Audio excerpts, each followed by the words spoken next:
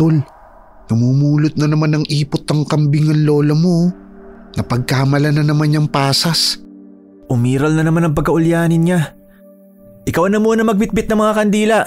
Aagapan ko muna bago pa niya makain ang mga yon. Lola, bitawan niyo ang mga yan. Ipot yan ng kambing, hindi po pasas yan. Ito yung pasas oh, binila na kita. Ha? Ipot ng kambing? Hindi nga. Hindi naman mabaho Talagang makukulit ang mga batang to Gusto pa akong isahan. Humahangos na pinatayo ni Donnie si Lola Bing. Ayaw pa sanang tumigil ni Lola sa pamumulot. Subalit tila nagniningning ang mga mata nito nang makita ang pasas na dala ng apo na nakasilid sa plastik. Ops, sandali. Ipagpag nyo na muna yung palda nyo, Lola. Nakakadiri Hindi na mabaho kasi natuyo ng mga yan. Ngunit marumi pa rin yan. Ilang beses ko nang sinabi sa inyo na huwag kayong lalabas ng bahay dahil dadalhan ko kayo ng paborito nyong pasas. Sige na, maghugas na kayo ng kamay para makakain na po kayo nito. Akala ko kasi pasas Ano ba tong mata ko? Malabo na talaga. Sus, nagdadahilan pa kayo. Napapadalas nyo ng ginagawa yan. Hindi lang malabo yung mata nyo, kundi makakalimutin na rin kayo. Nandun ang bahay natin Saan kayo pupunta? Nasaan ang bahay? Nako, naliligaw na yata ako. Ilang hakbang pa lang kayong napalayo. Naligaw na kayo agad? Tayo na po, para makaligo na kayo. Ano palang pangalan mo, iho? Nakalimutan ko na Lola, ako to, si Donnie. Ang pogi mong apo. Lola naman. Nagtatampo na ako sa inyo dahil nakalimutan nyo na ako. Ay, ikaw pala si Donnie. Ang laki-laki mo na. Kahapon lang parang mga 5 taong gulang ka pa lamang. Kay bilis talaga ng panahon. Pailing-iling na inalalayan ni Donnie si Lola Bing patungong banyo. Habang tumatagal ay palala ng palala ang pagiging makakalimutin nito. Mahigit na 70 taon na ang edad ni Lola. Kaya sa isipan ng binata ay normal lamang yun sa matatanda. Bagamat naging makakalimutin man si Lola, madalas naman itong naalala ang panahon ng kanyang kabataan at minsan naman ay maayos naman itong kausap. Lalo na ang pasas na paborito nito na palaging pasalubong noon ang yumao nitong asawa na si Lolo Danilo. Eto na po ang tuwalya, Lola. Sige na po, magbihis na agad kayo para makain nyo na tong dala kong pasas. Lola? Ayaw mo ba ng ubas? Sariwa po yun at makatas. Mas gusto ko yan dahil sa tuwing nakakakain ako niyan naaalala ko si Danilo. Alam mo ba, iho, na ito ang palaging dinadala sa akin ng lolo mo nung naliligaw pa siya? Maging ang pinatuyong mangga. May tindahan sila noong araw at nagkakilala kami sa palengke. Napakamahiyaan pa nun ng lolo mo. Sa dinami-dami nang nanligaw sa akin siya talaga ang nagustuhan ko. Imbis na bulaklakan dalhin niya sa bahay, itong pasas at pinatuyong mangga ang pasalubong niya. Dahil kakaiba siya sa lahat na maniligaw nyo kaya nyo siya nagustuhan, no? Bukod pa ron, si Lolo kasi komedyante. Palagi kanya napapatawa. Paano mo naman nalaman yan? Siyempre naman po. Sa araw-araw na kinikwento nyo ang tungkol kay Lolo nakabisado ko na lahat. Dahil sa husay nyo sa paggawa ng kandila na may iba't ibang disenyo, napahanga nyo nga siya. Ang pinaka-paborito niyang gawa nyo, yung may disenyo na paru-paro, di ba? Ay, nasabi ko rin yan sa'yo. Opo, La. Kaya magbihis na kayo. Ihahain ko na rin ang dala kong paksiw na bangus. Napapangisi pa si Lola habang nagbibihis. Napatingala sa dingding kung saan nakasabit ang litrato nilang mag-asawa. Wala silang anak. Bagamat nang matagpuan nila si Donnie sa kalsada na nanlilimos malapit sa pwesto nila sa simbahan, ay inalagaan na nila ito at itinuring na anak. 6 na taon lamang noon si Donnie nang iniwan ng ina sa simbahan at hindi na muling binalikan. pagtitinda ng kandila at mga halamang gamot na naging hanap buhay ni Lola Bing sa labas ng simbahan. Nakasalukuyang hanap buhay ng kanyang apong si Donnie. Kumusta naman ang pagtitinda mo, iho? Marami bang tao sa simbahan kanina? Hindi po masyado, Lola. Matumal nga eh. Ang dami rin kasing nagtitinda. Halos nakahilera lang ang mga mesa. Kaya umuwi na lang kami ng maaga ni Bobet. Ganun ba? Bukas sasama ako sa iyo, apo. Wala naman kasi kung ginagawa rito bukod sa pakikipagkwentuhan dyan kay Maria eh. Minsan sabi niya tapos ko na raw ikwento sa kanya. At inuulit ko pa. Ay, sandali. Nandiyan na pala si Bobet. Tol, biglaan ang order ni Ginang Santiago para daw sa birthday ng anak niya. Kaso nga lang 3 araw na lang gaganapin na ang pagdiriwang. Ilang pirasong kandila bang ipapagawa niya? Mga 100. Giveaways daw eh. Kaso nga lang may disenyong evil eye. Kaya ba natin to? Patingin nga. Kaya yan. May hulmahan naman tayo dyan na ginamit natin sa disenyo ng dahong kandila. At may mga pangkulay pa naman akong asul at pula na katulad sa disenyong yan. Ikaw ang bahala, malikhain ka naman eh. Iti-text ko na bang tatanggapin na natin to? Sige, sisimulan na natin mamaya. Sayang din yan eh. Para bukas, transparent box na lang ang bibili natin na paglalagyan yan. Ayun, na-text ko na. Umpisa pa lang to ng maramihan nating order. Dapat gandahan natin para marami tayong magiging customer. Matumal pa naman ang bentahan sa simbahan ngayon. Napakunot noo si Lola nang makita ang larawan. Muli niyang inilapag yon sa mesa at may kinuha sa luma niyang baul. Bit-bit niya ang isang kwintas at ipinakita yon sa kanyang apo. Ang nasa larawang yan ay katulad nitong pendant sa kwintas ko na masamang mata. Aanhin niyo ba ang larawang yan, ha? Ito po ay gagawin naming scented candle, Lola. Ipinapagawa po para sa kaarawan bilang giveaway. Ganun ba? Kakaiba naman ang ipinapagawang kandila. Napaka mapamahiin at naniniwala sa masamang mata na nagdudulot ng proteksyon sa kanya. Anong proteksyon, Lola? Akala ko nga malademonyo ang evil eye na yan eh. Kaya nag-aalinlangan akong tanggapin ang order ni Ginang Santiago kanina. Hindi direktang nauugnay sa satanismo o nagmula sa demonyo ang masamang mata o evil eye. Sa halip ito'y isang paniniwala na may mga tao o bagay na may kakayahang magdulot ng masama sa pamamagitan ng tingin o intensyon. Kapag nagkaroon ka ng positibong evil eye, naging proteksyon ito mula sa masasamang tao.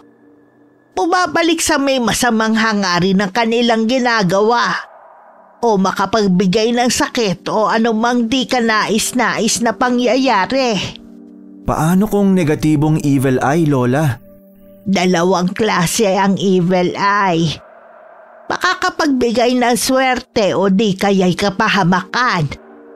Kaya dapat mag-ingat kayo sa natatanggap ninyo. Dahil may ibang masamang mata na humihigop ng positibong enerhiya ng tao na siyang magdudulot ng kamalasan sa buhay. Nakakatakot naman yan. Yung kwintas mo, Lola, malas ba yan o swerte? Syempre swerte ito. Minana ko pa to sa lola ko eh. Naging swerte nga ako kay Danilo. Kahit hindi kami nabiyayaan ng anak, dumating sa buhay namin si Donnie. Ang sweet nyo naman, Lola. Parang maiiyak ako ah. Suot mo na ito. Nang sa gayon swertehin at maprotektahan ka nito sa masasama. Salamat, Lola. Kahit wala naman ang kwintas na to, napakaswerte ko dahil minahal niyo ako ni Lolo. Sayang nga lang dahil pumanaw na siya at hindi na natin siya nakakasama. Hindi magtatagal magkakasama din kami ng lolo mo. Kaya mag-iingat ka palagi, mahal kong apo. Si Lola naman ayoko po marinig yan. Aabot ka pa po ng 100 taon. Oo nga pala Lola, makakakuha ka pa ng 1,000 kay Mayor pag nagkaganon. Totoo ba yan? Naku naman, marami na tayong mabibili niyan mga apo. Sana naman makarating ako sa edad na 100 para marami na tayong pera. Ang saya-saya mo talagang kasama Lola Bing. Siya nga pala, uuwi na muna ako. Maliligo lang ako at maghahapunan tapos babalik ako rito para naman maumpisahan na natin ang order ni Ginang Santiago. Mula pagkabatay matalik na magkaibigan na sina Donnie at Bobet. Magkapatid na ang kanilang turingan. Kaya't magkasama na sila sa paggawa at pagbibenta ng kandila na itinuro sa kanila ni Lola Bing. Bukod sa paggawa ng kandila, ay may kakayahan din si Lola sa panggagamot. Yun nga lang yung naging ulyanin at makakalimutin na. Ngunit bago pa yun nangyari, ay naituro niya ang lahat ng nalalaman sa kinikilala niyang apong si Donnie. La, ngayon ko lang nakita ang kwintas na to ah. Syempre ngayon ko lang inilabas Sinusuot ko yan dati nang maliit ka pa. Kaso nga lang napigtasan tali. Kahapon habang naglilinis ako, nakita ko yan at naisipan kong palitan ng tali. Mabuti na lang at nakita ko ang larawan, kaya naalala ko yung kwintas na ibibigay sa'yo. Pakaingatan mo yan, apo ha. Dahil ilang henerasyong nagsalin-salin yan, mula pa sa mga manggagamot kong ninuno. Parang nangungusap naman ang matang to, Lola. Makakatulong yan sa'yo laban sa masasama. Huwag mong ipapahawak kahit kanino para hindi mabawasan ang bisa ng anting-anting na yan. Espesyal na bato ang nasa balintataw niyan na dinasalan pa ng aking mga ninuno para lumakas ang kapangyarihan laban sa masasamang nilalang. Alam mo, apo, hindi na ako bumabata. Nararamdaman kong nangihina na ang katawan ko. Kaya nga madalas na ang pagiging makakalimutin ko Ayoko na maging pabigat pa sa'yo. Ngayon alam ko nang kaya mo na ang sarili mo. At naituro ko rin naman ng lahat ng paraan para mabuhay nang wala ako. Panatag na ang loob ko na iwanan ka sa mundong ito. Lola naman. Ayoko nagsasalita kayo ng ganyan. Iiwan mo na ba ako? Ayaw mo na ba akong makasama? Mahal na mahal kita, Donnie. Ngunit nandun na tayo sa realidad ng buhay. Darating ang araw na mamamatay ako. Pero magiging masaya ako dahil nahubog ka namin ng lolo mo bilang isang mabuting tao. Huwag mong kalilimutan ang lahat ng pangaral at mabubuting na ituro namin sa'yo ng lolo mo, ha? Hindi na napigilan ni Donnie na pumatak ang mga luha sa sinabi ni Lola Bing. Hindi siya sanay na nagdadrama ito dahil makwela itong kausap. Ngunit sa pagkakataong yun ay gusto na nitong mamaalam. At yun ang bagay na kinakatakot niya. Mahigpit niyang niyakap si Lola habang napapahikbi. Naputol ang kanilang pag-uusap nang marinig ang katok sa pintuan. Nandiyan na si Bobet, Lola. Iwan niyo na lang ang pinagkainan natin sa mesa at ako na po magliligpit niyan. Magpahinga na po kayo. Ako na, iho. Wala naman akong gagawin Sige na, pagbuksan mo na ang kaibigan mo. Sige po, Lola. Tol, may natira pa palang mga kahon sa bahay. Bibili na lang ako bukas ng kulang. Naihanda ko na rin naman ang mga gagamitin natin.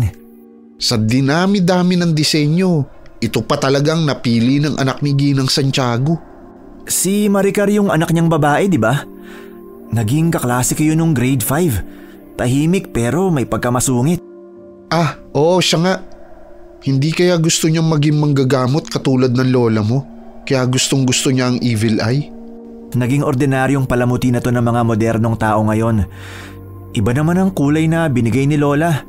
Berde at kulay dilaw at asul yung balintataw. Samantalang yung nasa larawan na susundan natin, kulay pula at nakakatakot. Parang mata ng adik. Di bale, malaking pera naman ang kapalit nito. Kaya umpisa na natin gawin ngayon. Pinainit ko na yung lata para maya-maya ilalagay ko na yung wax upang tunawin. Tsaka nandyan na rin naman ang mga tali at molder. Tapos na ako maghugas ng plato. Tutulungan ko na kayo sa paggawa ng mga kandila, iho. Lola, magpahinga na po kayo. Kaya na po namin to ni Bobet. Basta kung kailangan nyo ng tulong ha, sabihan nyo lang ako. Opo, Lola.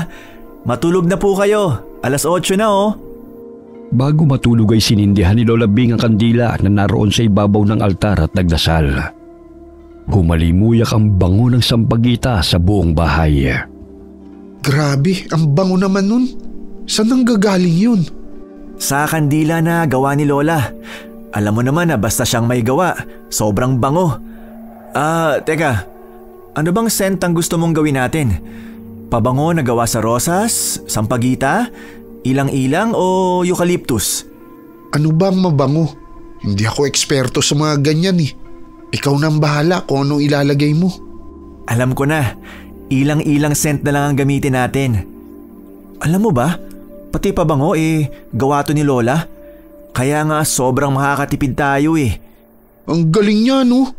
Pati yung mga langis na gawa niya mabenta rin dahil sobrang bango. Alam mo bang gumawa nun? Oo, pero hindi kasing galing ni Lola. O ayan, tunaw na ang wax. Sandali at hahatiin ko lang para malagyan na natin ng iba't ibang kulay yung 3 maliliit na lata. Oh, dahan-dahan lang. Baka mapaso ka. Mula sa silid, sumilip si Lola sa pintuan at tinatanaw sina Bobet at Donnie habang gumagawa ng kandila. Bahagya siyang napabuntong hininga at napangiti, bagamat may lungkot sa kanyang mga mata. Parang kailan lang ang liit mo pa nun, Apo. Ngayon ikaw na ang nagmana sa nakagisnan naming hanap buhay. Sigurado ako magiging matagumpay ka dahil sa sipag at diskarte mo. Gabayan ka nawa ng Panginoong lumikha. Hindi magtatagal makakasama ko na ang lolo Danilo mo. Isinarado ni Lola ang pintuan at pinatay ang nakasinding kandila bago natulog. Hating gabi na abala pa ang 2 magkaibigan sa paggawa ng mga kandila na pang-souvenir. Ayan, medyo tuyo na yung mga ginawa kong balintataw na kulay pula at asul. Bukas na tayo gumawa ng pinaka-base niya na pagpapatungan natin ito. Kahit papano, matatapos din natin to bago sumapit yung kaarawan. Kung magpagawa kasi, sobrang tipid naman sa oras. Mabuti na lang at marami tayong molder na pabilog dito. Kahit papano nagagawa natin ang paraan. Para sa ekonomiya, kakayanin natin. Makakabawi naman tayo sa puhunan dahil 40 isang kandila Oo nga 3:00 na ng umaga na magpahinga ang magkaibigan.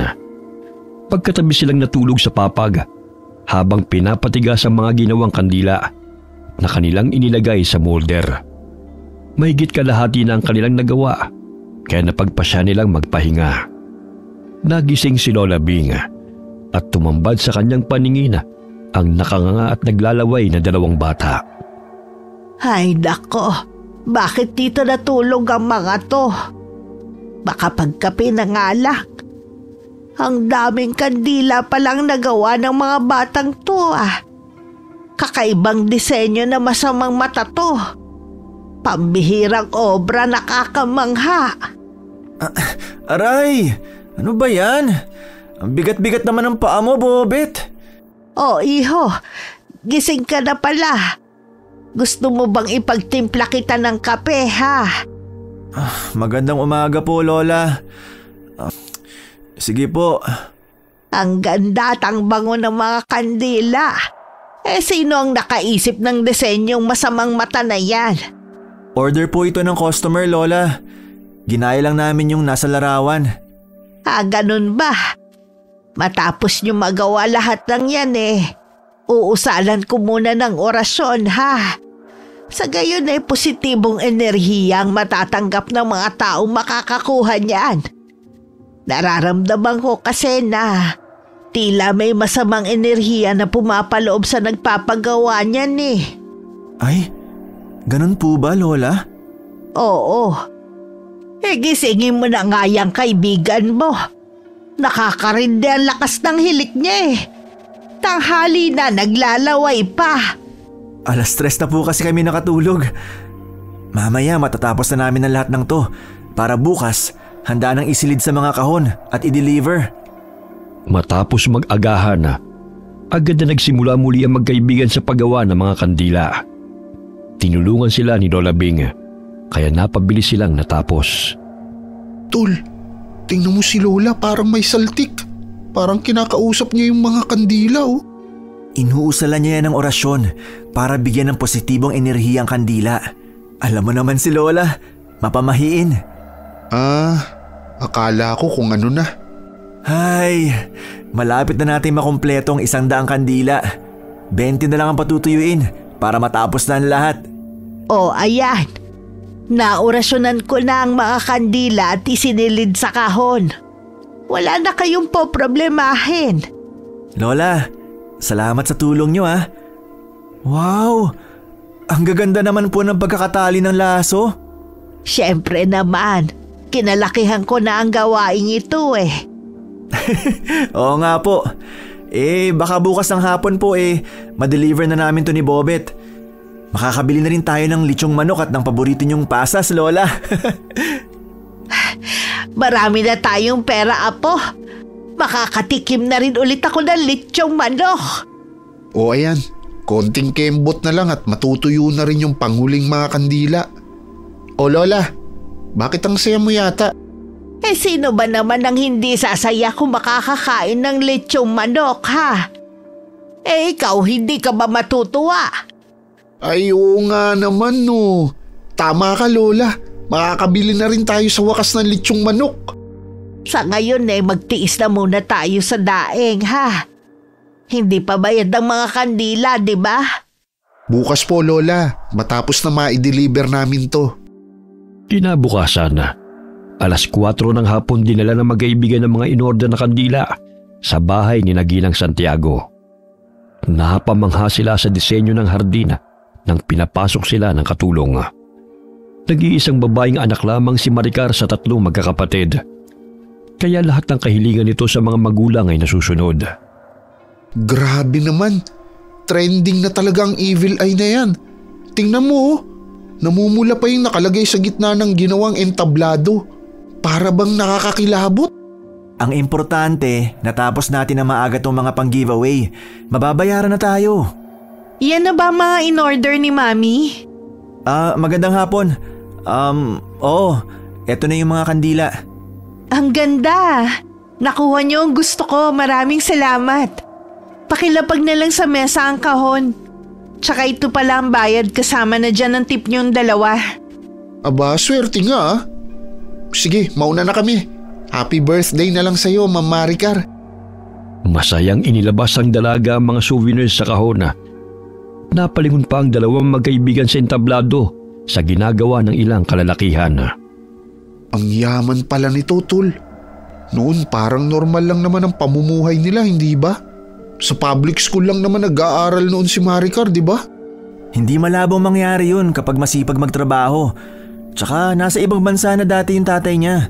Kaya tuloy-tuloy ang pag-asenso nila. Oo nga no.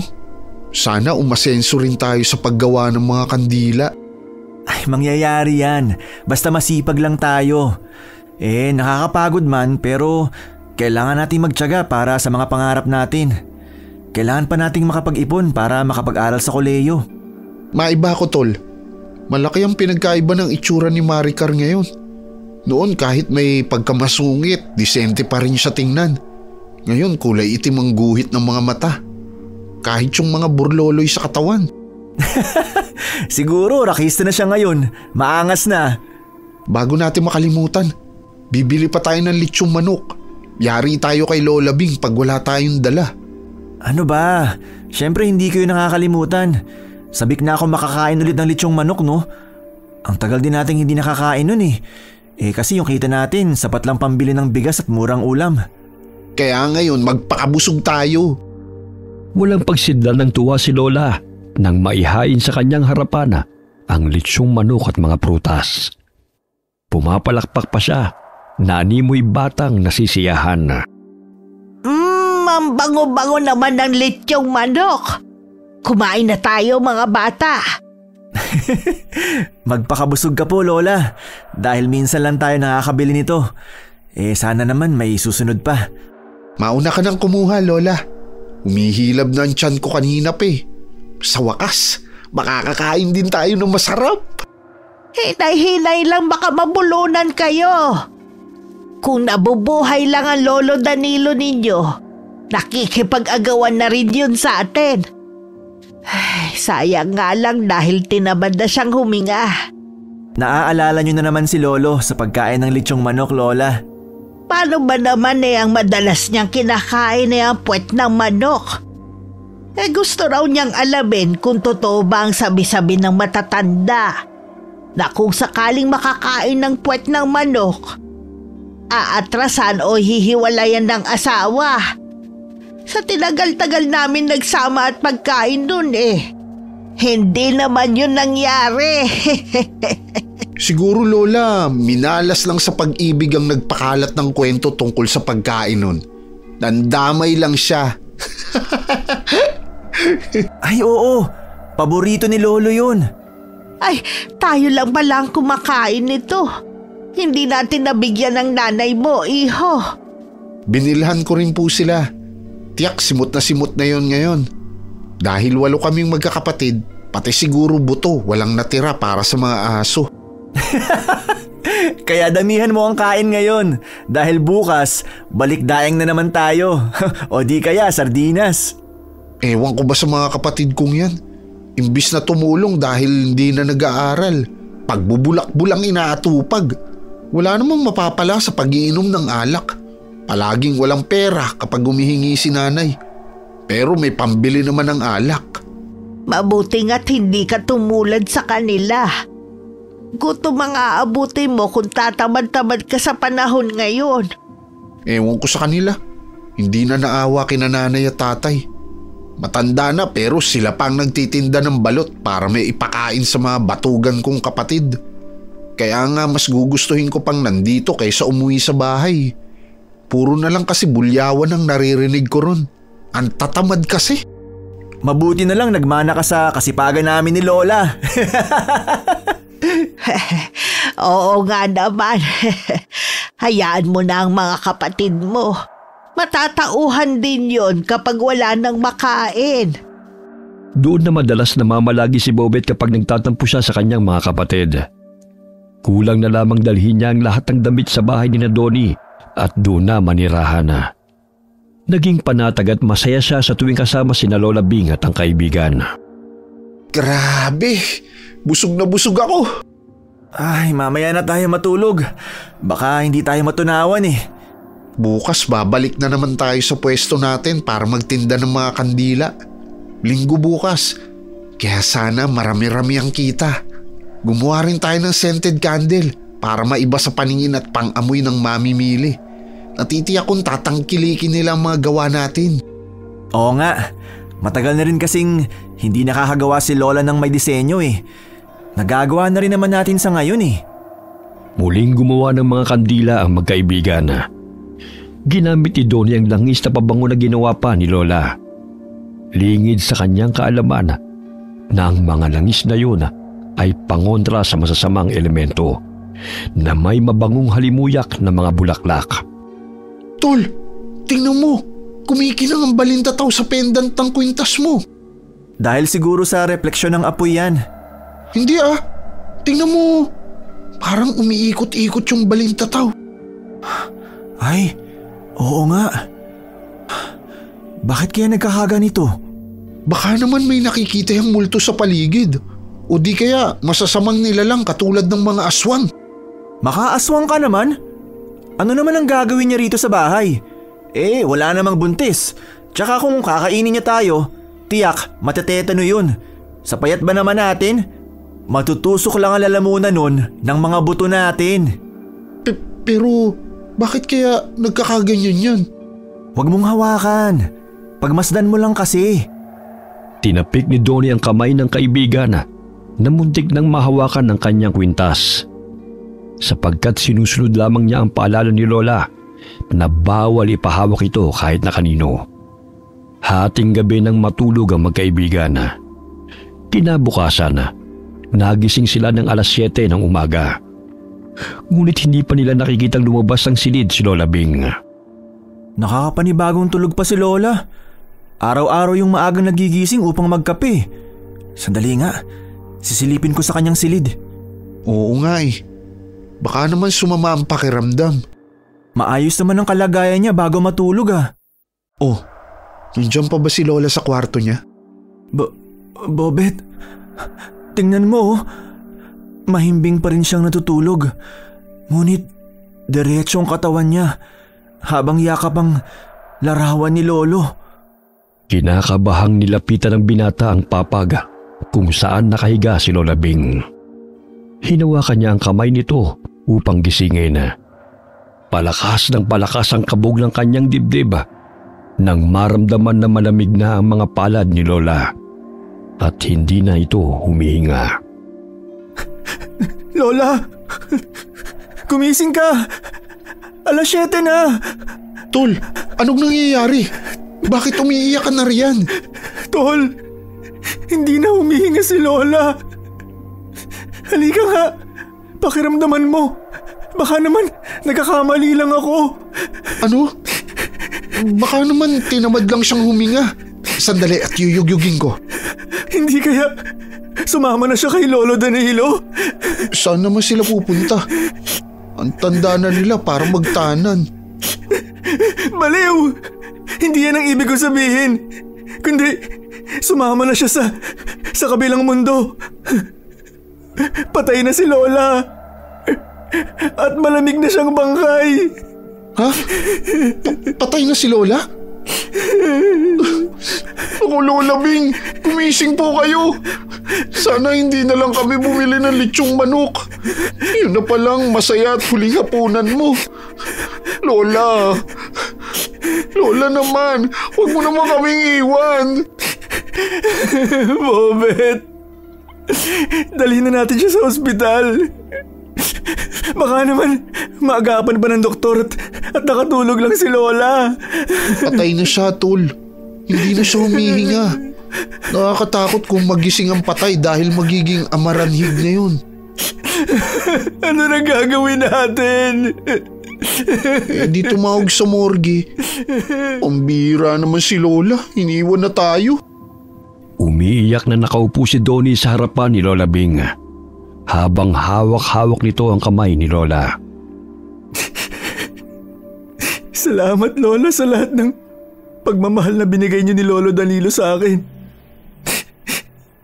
Hindi niyo man ako kadugo pero pinaramdam niyo ang pagmamahal na pinagkait ng sarili kong mga magulang. Hindi ko po makakalimutan ang lahat ng pangaral at mga tinuro niyo. Mahal na mahal ko po kayo. Tol, dumating na ang mga embalsamador. Kukunin na nila ang labi ni Lola. Sige, papasukin mo na sila. Huwag ka nang umiyak. Matanda na si Lola. Mabuti nga, hindi na siya naghirap pa bago mamatay. Natulog lang siya ng mahimbing. Madalas na siya nagpapaalam sa akin eh. Minsan sinasabi niya na nakikita na niyang sinusundo na siya ni Lolo. Pero ayaw pa niyang sumama dahil hindi pa raw siyang handang iwan ako. Naaalala mo ba nung araw na ibinigay niya ang kwintas sa'yo? Tsaka yung nakita nating umilaw ang pendant nun. Yun na sigurong hudyat na handa na siyang iwanan ka dahil naipamana na niya sa iyo yung kwintas na yan. Minsan gumagana rin pala ang utak mo, Bobet.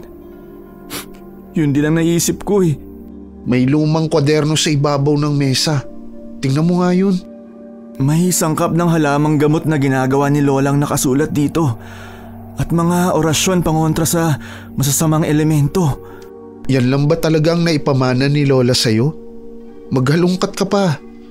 Malay mo lihim palang milyonaryo si Lola at may titulo ng lupa na nakaipit sa mga papel na yan. Ikaw talaga, sa kaka-cellphone mo yan eh. Sige, manood ka pa ng mga K-drama. Paano naman magiging milyonaryo si Lola? Mula pa pagkabata, pagtitinda na ng kandilang kabuhayan namin. Ay, oo nga pala. Sorry. Isang linggo ring ibinurol si Lola sa kanilang bahay. Tanging sina Donnie at malalapit na kakilala nila ang nakiramay, sapagkat hindi kilala ng binata kung sino-sino ang mga kapatid at kaanak ni Lola. Ang alam lamang niya ay nakatira si Lola sa Palawan at sumama kay Lolo sa Visayas nang sila'y magsama bilang mag-asawa. Mabuti na lang talaga at inampung ka ni na Lola. Nakakalungkot kasing isipin na walang mag-aasikaso sa labi niya kung nagkataong namatay siya na wala ka. Kung hindi nila ako inampon, siguro nagpalaboy-laboy na ako sa kalsada at napahamak na ako. Tol, tingnan mo. Parang umiikot-ikot na naman yung balintataw sa kwintas mo. Ano na naman kaya ang nangyayari kapag nagkakaganyan? Trip lang siguro ng mata na magpaikot-ikot kapag nasisilaw. Nakatuon kasi rito ang ilaw ng motorsiklo ni Mang Kaloy. Hindi kaya lumalakas ang kapangyarihan ng anting-anting na yan? Dahil kabilugan ng buwan? Tingnan mo. Tsaka, diba sa tuwing kabilugan ng buwan, naglalabasan ng masasamang elemento at mga aswang? Katulad na lang nung napanood ko sa pelikula. Tapos ikaw ang magiging tagapagtanggol dahil makapangyarihan ka. Tindero tayo ng mga kandila at gumagawa lang nun. Hindi tayo superhero. Tsaka kung may aswang man, di sana noon pa yung nagsilabasan. Manggagamot si Lola Bing. Ngunit ni isang aswang wala pa akong nakitang nakalaban niya. Tanging nanggagamot lamang siya ng mga sakit na pinapadapo ng mga itim na elemento tulad ng duwende at kapre. Pero ni isa, wala pa akong nakita. Malamang sarado pa yung ikatlo mong mata. Malay mo, dahil nasa iyo na ang anting-anting ni Lola, bumukas yan at makakapunta ka sa ibang dimensyon. Grabe naman ang imahinasyon mo. Nasobran ka na yata sa kape, kaya kung ano-ano na ang iniisip mo. Matulog ka na nga. Maaga pa tayo bukas para asikasuhin ang libing ni Lola. Hindi pa ako inaantok eh. Ikaw yung matulog dahil ilang araw ka nang hindi nagpapahinga. Sigurado kang okay lang sa'yo na umidlip ako? Baka naman matutulog ka rin. Hindi pa naman pwedeng iwanan na walang bantay si Lola. Maglalaro kami ng bingo ng mga pinsan ko. Kami na magbabantay dito. Magpahinga ka na. Nangingitim na yung palibot ng mga mata mo. Mamaya mapagkamalang ka pang aswang. Tarantado ka talaga. Sige na nga. Magpapahinga na muna ako. Alauna na pala. Humiga sa mahabang upuan na gawa sa kawayan si Donnie at unti-unting napapikit. Naririnig pa niya ang tawanan ni Bobet sa tuwing sinisigaw ang numero na nakukuha sa bote. Ilang sandali pa'y tuluyan na siyang nakatulog. Bakit ang dilim? Nasaan na kaya ako? Bobet? Lola? Nasaan na kayo? Ayun, may tao. Parang humihingi ng tulong. Na paano kaya siya? Tulong! Tulungan mo ako! Ano nangyari sa'yo? Bakit duguan niya mga mata mo? Tsaka wala ka ng mga balintataw. Tulungan mo ako. Ang babae, siya gumawa nito sa akin. Papatayin niya ako. Maging ikaw. Bakit? Anong kasalanan mo at bakit nagawa niya yan sa'yo? Kampo siya ng dyablo. Kinukuha niya ang mga balintataw upang makapagbigay ng swerte sa kanya. At ginagawang palamuti. Kinakain rin niya ang laman loob ng kanyang magiging biktima. Kaya't kung may pagkakataon ka makatakas, tumakbo ka na. Huwag ka magpapahuli sa kanya. Nasaan na siya? At anong lugar to? Umalis ka na. Palapit na siya. Nadidinig ko na ang tunog ng mga patalim niya. Walang aalis. May isa pa akong pares ng mga mata na magiging palamuti. Lumayo ka sa akin! Huwag mong tanggalin ang mga mata ko! Donnie! Gising! Pakiuso! Gising! Huwag mo akong Tol, patayin! gumising ka! Binabangungot ka yata! Malakas na sinampal ni Bobet ang kaibigan, kaya't bigla itong nahimasmasan. Takot na itinulak ni Donnie ang kaibigan habang hinihingal. Tol, ako to si Bobet. Para namang nakakita ka ng multo Panaginip lang pala yun. Akala ko totoo na. Bakit? Ano bang napanaginipan mo? Yung babae. Sinaksak niya ako ng patalim sa mata. Pilit niya kinukuha ang mga balintataw ko. Pagod lang yan. Oh, itong tubig. Uminom ka muna. Parang totoo talaga. Duguan ang mukha ng babae at mabalasik ang anyo nito habang dinudukot ang mata ko. Panaginip lang yan, kaya malabong magkatotoo.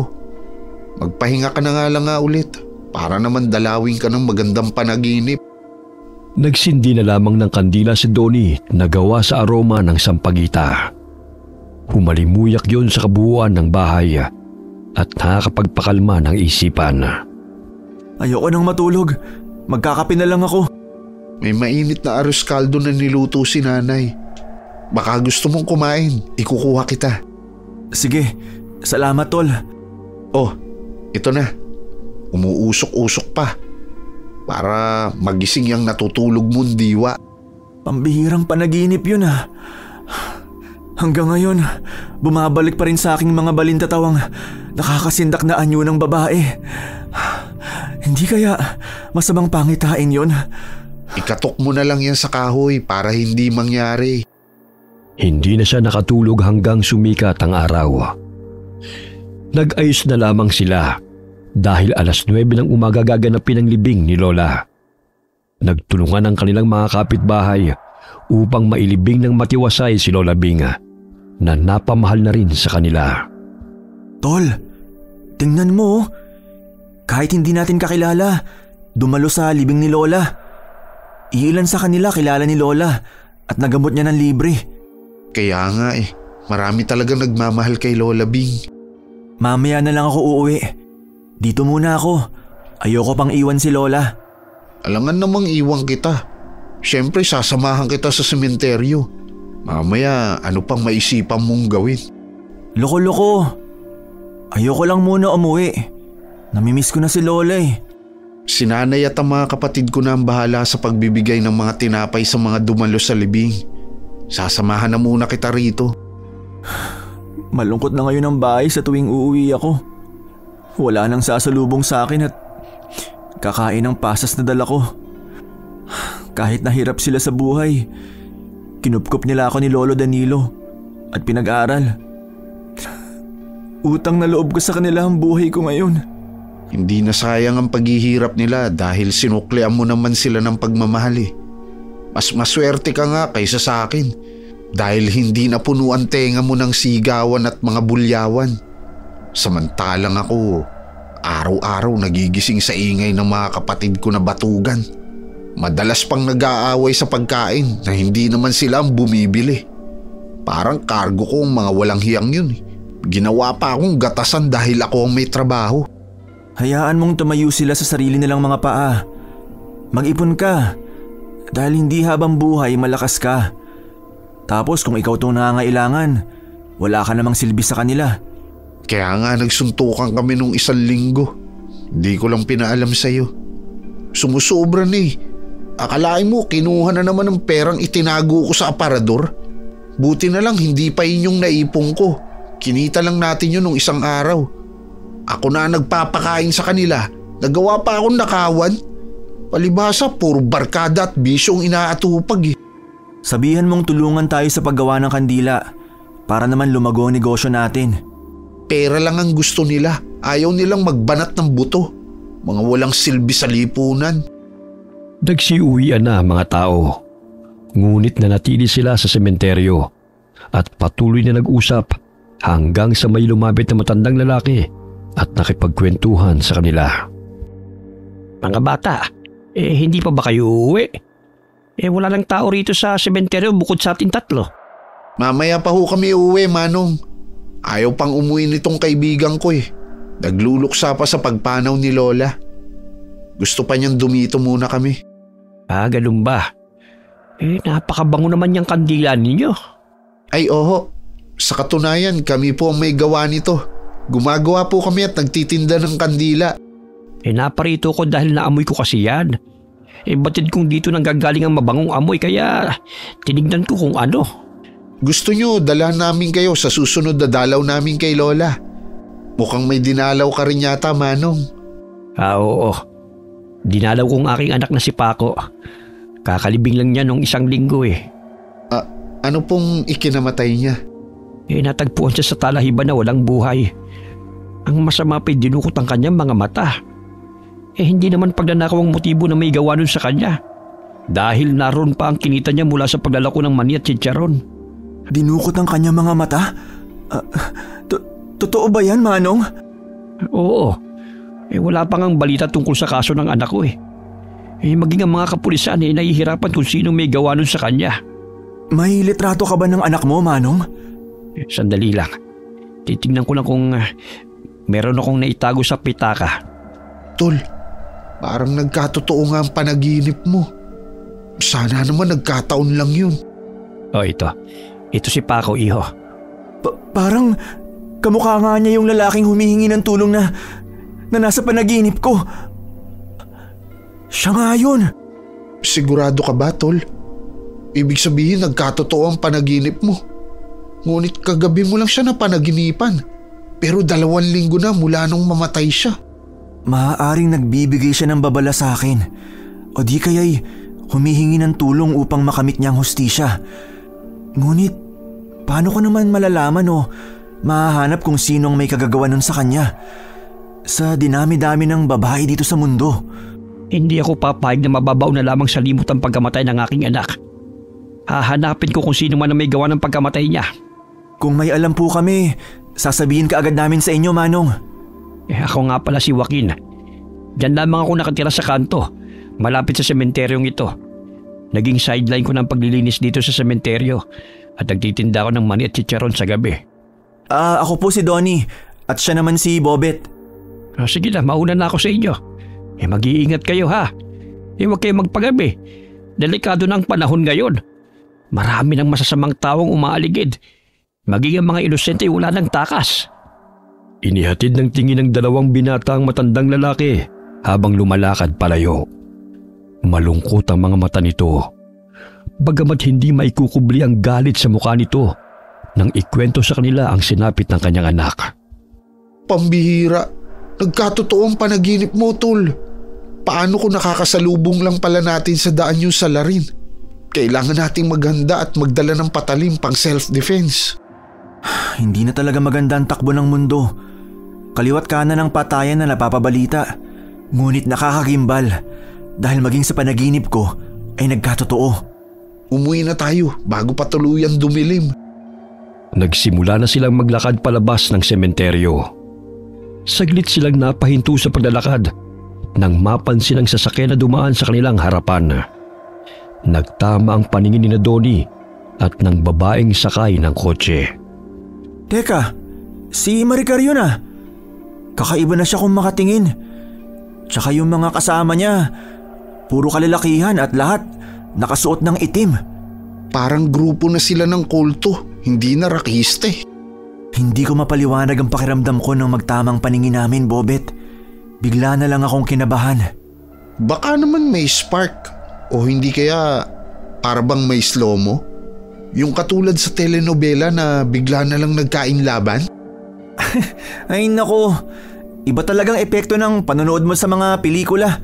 May pa-spark at slow-mo ka pang nalalaman.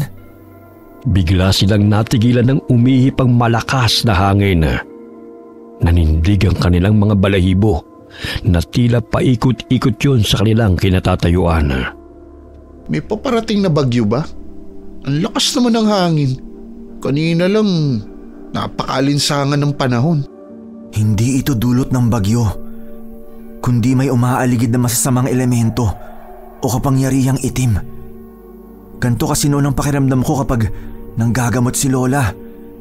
Bigla na lang dadampi sa iyong balat ng malamig na hangin kahit mainit naman ang panahon. Baka naman napapalibutan na tayo ng mga kaluluwa at multo dito sa sementeryo. Tingnan mo, tayong 2 na lang nandito. Mamaya sanibang pa nila tayo eh. Tara na nga. Kung ano-ano nang tumatakbo sa utak mo eh. Napaka matatakutin mo talaga. Nagulat sila nang biglang umatras ang kotse at huminto sa kanilang harapan. Napakunot noong dalawang binata nang dumungang mula sa bintana si Maricar. Natatandaan ko kayong dalawa. Kayo yung nag-deliver ng souvenir ko nung birthday ko, di ba? Oo. Bakit? Magpapagawa ka ba ulit? Hindi pa naman sa ngayon. Napansin ko kasing naglalakad kayo eh. Sumabay na kayo sa amin. Malayo-layo pa naman ang sakayan mula rito. Ay, oo ba? Sa katunayan, pagod na rin ako eh. Hindi na, Ma'am Maricar. Salamat na lang. May dadaanan pa kasi kami ng kaibigan ko. Meron pa ba, Tol? Bakit ngayon mo lang sinabi kung kailan pa uwi na tayo? Huwag na kayong mahiya. May bakanting upuan pa naman sa likod oh. Tsaka mga kaibigan ko lang naman ang kasama ko rito. May dinaanan lang din kami. Kung gusto nyo, ihahatid na namin kayo. Salamat na lang pero meron pa kasi kaming kukunin dyan sa kanto eh. Pinandilatan ni Donnie ng mata ang kaibigan upang sumang-ayon na lamang sa kanya. Tinapik pa nito ang likod ni Bobet dahilan na magsalita ito. Oo nga pala, nakalimutan ko. May dadaanan pa pala kami dyan sa kanto. O sige, kayo ang bahala. Sige na David, umalis na tayo. Mag-ingat kayo. Salamat na lang ulit. Matalim na tinitigan sila ng dalaga habang mapaklang nakangiti. Tumindig ang mga balahibo ni Donnie dahil sa kilabot na naramdaman. Nanariwa sa kanyang isipan na mukha ng dugo ang babae sa kanyang panaginip. Pinilig-pilig niya ang ulo at kinurap-kurap ang mga mata dahil ayaw niyang pagbintangan si Maricar. Tol, anong nangyayari sa'yo? Umalis na sila pero hindi ka pa rin tumitigil sa pag-iling-iling dyan. Wala. May naalala lang ako. Mukhang tinamaan ka na kay Maricar Tapatin mo nga ako, Tol. May gusto ka ba sa babaeng yun? Ha? Ano pinagsasabi mo? Wala no? Wala pa sa isipan ko magkanobya. Umuwi na nga tayo. Matapos na mailibing si Lola Bing, sinamahan na ni Bobet ang kaibigan sa bahay nito. Napabalikwas siya ng bangon nang mapanood sa cellphone ang balita tungkol sa natagpuan na namang bangkay sa liblib na lugar. Tol, tingnan mo ang balita. May natagpuan na namang bangkay. Katulad sa nangyari sa anak ni Mang Joaquin. Pakiwari ko, hindi lang isa o dalawang tao ang may kagagawan niyan, kundi marami. Ano kaya ang dahilan? Bakit kaya nila kinukuha mga mata? Alam mo bang ilang beses na ako nananaginip na humihingi ng tulong sa akin ng mga biktima? Pero wala akong magawa. Pagtatawanan lang tayo ng mga pulis kung babasihan lang ang mga panaginip ko. Sasabihin nila na nababaliw na ako. Humihingi ng tulong ang mga nagpapakita sa iyo. Isa siguro sa kapangyarihan ng kwintas na ibinigay sa ni Lola ay ang matulungan ng mga kaluluwang sumisigaw ng hustisya. Hindi normal na taong pumapatay, kundi kumakain din sila ng laman. Nakikita ko sa panaginip ko ang evil eye na kawangis na pinagawa sa atin ni Maricar. Ayokong isipin na isa siya sa salarin dahil wala naman akong matibay na ebidensya. Pero malakas ang kutob ko eh. Subaybayan kaya natin ang bawat galaw niya. Lalo na't nakakatakot pa ang mga kasamahan niyang lalaki na nakita natin noong nakaraang araw. Paano kung sila nga ang pumapatay? Kung ganon, hindi basta-basta ang mga tao ang babanggain natin. Dumayo ang magkaibigan sa baryo ng San Jose dahil kapistahan ng patron. Nagtinda sila ng kandila sa labas ng simbahan sapagkat may gaganaping prosesyon ng 5:00 ng hapon. Ang daming tao. Sana naman maubos ang mga kandilang dala natin. Mabenta tong scented candle na kulay lila. Mabuti na lang at dinamihan ko ang dala kanina. Oo nga eh. Anong oras kaya matatapos ang prosesyon? Narinig ko kanina sa matatanda, 6:30 raw. Gagabihin tayo sa pag-uwi. Sayang naman kasi kung uuwi tayo kaagad. Marami namang tricycle na pumapasada eh. Tol, nandito na pala si Mang Joaquin. Naandun siya sa kabilang kalye, nagbebenta ng mani at chicharon. Ayun, nakita niya tayo. Mukhang papalapit na siya rito. Kamusta na mga bata? Marami na ba kayong naibenta? Sakto lang po. Kayo, kumusta na? Eto, ganun pa rin. Kailangan magtinda para may pangtusto sa araw-araw na pangangailangan. Kamusta na po pala ang kaso ng anak ninyo? May balita na po ba? Wala pa rin. Usad pagong ang hustisya rito sa Pilipinas. Kung mahirap ka, hindi ka naman papansinin ng mga nakaupo sa gobyerno Kahit na pabalik-balik ka pa, paasahin ka lang naman nila. Ngunit wala pa rin resulta. Nako, nawawalan na ako ng pag-asang mahanap ang taong pumaslang sa aking anak. Tila ba'y mawawalan na lamang ng saysay ang kanyang pagkamatay. Habang ang salarin ni Malaya nakakagalaw dito sa labas at maaari pa makapangbiktimang muli. Para lang talaga sa mayayaman ng hustisya. Noong isang araw ay may natagpo na namang bangkay malapit sa barangay namin Itinapos sa damuhan kung saan wala masyadong dumadaan. Katulad sa nangyari sa anak ko, nawawala rin ang mga mata ng biktima. Ano kaya ang ginagawa nila sa mga mata ng pinapatay nila? Kakaiba naman yun. Baka binibenta sa mga mayayamang bulag. Ang masakla pa, tila hinalukoy pa ang laman loob ng mga biktima. Baka aswang ang may gawa. Tol, napanood mo ba yung pelikulang Scarecrow? Tapos nangunguha ng mga mata para lumiwanag ang paningin niya sa dilim. Naku, baka ganun yun. Meron na dito sa Pinas. Aswang, tikbalang, duwende ang meron dito. Isama mo pa ang mga adik. Kung sino man sila, masasabi kong walang kapatawaran ang ginawa nila. Naputol ang kanilang pag-uusap nang may bumili sa kanila. Marami ng tao dahil magsisimula na ang prosesyon. Paubos na rin ang paninda ni Mang Joaquin, kaya nanatili ito sa pwesto ng 2 binata at nakipagkwentuhan.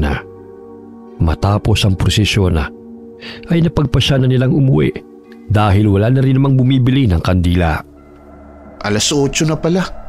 Ililigpit ko lang mga gamit natin para makauwi na tayo. May natira pang mga kandila. Ilalagay ko na lang to sa bag. Sumabay na kayo sa akin. Nandun lang yung tricycle ko Akala ko bisikleta ang dala nyo, Mang Joaquin. Sige po, sasabay na po kami sa inyo. Marami-rami kasi ang dala kong balot at chicharon mahirap kung sa bisikleta ko ilalagay. Kailangan ko magtrabaho dahil malilit pa ang aking mga apo na naiwan ng namatay kong anak. Yung asawa niya kasi hindi pa makapagtrabaho dahil kapapanganak lang din. Sobrang naaawa nga ako sa naiwang mag-iina ni Paco. Basta po may tiyaga, may nilaga. Makakamit nyo rin po ang hustisya sa pagkamatay ng anak nyo. Bitbit ko na lahat ng mga gamit. Mabuti na lang at magaang at maliit lang ang folding table na dala natin. Sumakay na kayo sa tricycle para makaalis na tayo. May alam akong shortcut na daan para mabilis tayo makakauwi. Ihahatid ko na rin kayo sa inyong tinitirhan. Maraming salamat po, Mang Joaquin. Oh, Bobet, wala ka na bang nakalimutan? Wala na. Maliit na silya at mesa na lang ang dala natin. Tsaka nandito na sa bag ko yung maliit na arenola na pinaglagyan natin ng benta. Palitan mo na nga yan. Kinakalawang na Ayoko nga. Swerte to sa atin Tsaka ito na lang ang alaala ko kay Lolo. Ibinigay niya sa akin bago siya namatay. Tara na nga. Hinihintay na tayo ni Mang Joaquin sa tricycle. Binagtas nila ang daan pauwi. Lumiko si Mang Joaquin sa bandang kanan at doon dumaan sa shortcut na dinaanan niya nang tumungo siya sa baryo ng San Jose. Tahimik ang paligid. Tanging mga kuliglig at mga ibon ang maririnig at walang pamamahay. Bagamat napatigil sila nang may marinig na boses ng tao na umalingaw-ngaw sa kadiliman. May tao na humihingi ng tulong. Tubigilan muna tayo rito. Parang may sasakyan sa dulo.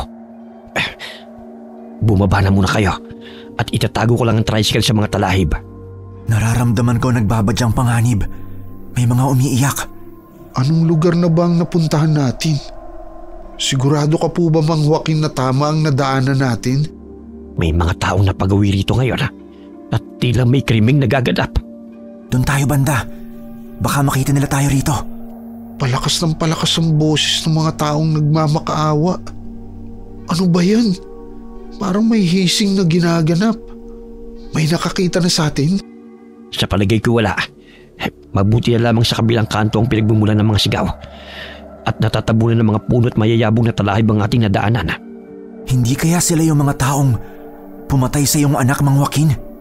Umalis na lang kaya tayo rito. Nakakatakot na ang mga sigaw ng mga taong humihingi ng tulong.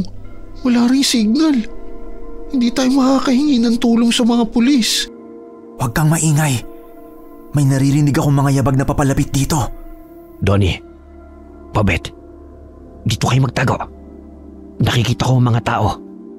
Tila ba'y mga pusang nagdahan-dahan sa paglalakad ng tatlo upang walang makapansin sa kanila. Hinawi nila ang mga talahib at dooy tumambad sa kanilang paningin ang dalawang lalaking biktima na nakaluhod habang nagmamakaawa sa mga taong nakasuot ng itim. Nandilat ang mga mata ng dalawang magkaibigan nang matanaw ang pamilyar na mukha ng babaeng nakangisi na may hawak ng patalim. 2 pares ng mata na lang ang kulang kapag nakuha ko na ang balintataw ng mga lalaking to. 13 pares ng mata ang siyang kailangan para maisagawa ko ng ritual para mapalakas ang kapangyarihan ng samahan. Magiging ganap na kasapi ka na namin kapag nakumpleto mo na ang 13 pares na mga mata. Mabibigyan ka namin ng proteksyon, walang hanggang kasaganahan at kapangyarihan. Sige na, hawakan niyo na sila. Dahil dudukutin ko na ang mga balintataw ng mga yan. Hawakan niyo mabuti ang mga yan para mapabilis ang pagkuha sa kanilang balintataw. Huwag niyo na akong pahirapan pa. Hindi ko naman kagustuhan na saktan kayo. Pero kailangan ko tong gawin para sa ritual na gaganapin. Gustong sugurin ni Mang Joaquin ang mga kalalakihang nagpapahirap sa dalawang biktima. Subalit pinigilan siya ni Donnie dahil maaari din silang mapahamak. Mang Joaquin, hindi tayo maaaring sumugod ng walang sandata. Sigurado ako may mga baril sila at mga patalim. Kailangan natin maghanap ng mga bagay na maaari nating panlaban sa kanila. Teka, may bato akong nakapa. Pwede na to. Maghahanap ako ng sanga ng kahoy. Puwisit ng babaeng yun. Dudukutin na talaga niya yung mga mata ng lalaki oh. Sandali at ihahagis ko tong bato sa kanya. Napatigil ang babae sa pagsaksak sa kanyang biktima nang tamaan ng bato ang kanyang braso. Sino yun? Buisit, may tao! Sige, hanapin niyo! Mapupurnada pa ang misyon ko! Tatamaan ko siya. Kaso nga lang, alam na nila na may ibang tao bukod sa kanila. Kailangan na natin tumakbo. Doon tayo sa malaking puno ng mangga. Naririnig ko na mga yabag na mga taong paparating. Nasaan na ba si Mang Joaquin? Naghanap ng kahoy. Tol, tingnan mo. May ahas sa harapan natin. Gusto tayong tuklawin. Ahas nga, pero tingnan mo siya. Nakatuon ang kanyang paningin sa kwintas ko. Tila natigilan siya at hindi kumukurap. Yung pendant, umiikot na naman ang balintataw. Parang nahihilo na yata yung ahas sa kakatitig dyan. Ilang sandali pa'y umalis ang ahas na tila ba'y may naguutos sa kanya. Dumaan lamang ito sa harap ni Mang Joaquin at gumapang palayo. Ang laki ng ahas na yun ngunit tila ba'y hindi niya ako napansin at dinaanan lamang ako. Maging kami hindi niya sinaktan. Baka kakampi na natin siya. Sana naman iligtas niya tayo mula sa mga walang hiyang tao na yun. Tulong! Ayun, may sumisigaw. Parang tinutuklaw ng ahas. Nahipnotis mo ang ahas sa taglay mong kwintas, tol. Ayos, may kakampi na tayo. Tingnan niyo, pumulupot sa laig ng lalaki ang ahas hanggang hindi na ito makahinga. Tama ang sinabi ni Lola na makakatulong ang kwintas na to kapag may panganib. May paparating na naman. Kinuha kong tubo sa tricycle. Babasagin ko talaga ang bungo ng mga lalaki yan. Malakas na hinataw ni Mang Joaquin ng lalaki sa ulo. Bagamat nasangga ito ng lalaki, kaya't nagpagulong-gulong sila sa damuhan. Bobet! Kailangan nating tulungan si Mang Joaquin. Dinadaganan siya ng lalaki. Sandali at kukunin ko ang arinola at ihahampas ko to sa kanya. Matibay kaya to.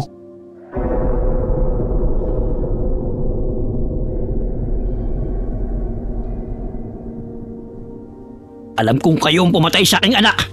Mga walang hiya kayo. Nandamay pa kayo ng mga inosenteng tao para lamang may sa katuparan ng walang kabuluhan yung misyon. Mga demonyo kayo! Maging ikaw ay papatayin ko. Pati ang dila mo'y dudukutin ko. Sa gayon ay tumahimik ka. Ikaw ang tumahimik! Bitiwan mo si Mang Joaquin, tarantado ka! Malakas na hinataw ni Bobet gamit ang arinola ang ulo ng lalaki ng paulit-ulit. Sumasalpok ito sa ulo ng lalaki, ngunit tila hindi ito nakakaramdam ng sakit. Ang tigas ng ulo mo, ha? Tigilan mo Alam ng mo, gonggong! Mas matibay pa ang arinolang to kaysa sa bungo mo. Kahit pagtulungan niyo pa, hindi niyo ako mapapatay! Wow! Ani pa. Hindi pa nayuyupi, oh. Talaga lang ha? Bubutasin ko yung leg mo, hayop ka! Matira matibay. Tingnan natin kung sinong unang masisira. Yang pagmumukha mo o itong arinola na ipinamana pa sa akin ng lolo ko.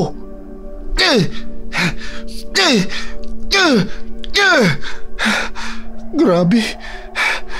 Hindi pa rin napipipi. Naaaliw na pinupukpok ni Bobet ang ulo ng lalaki.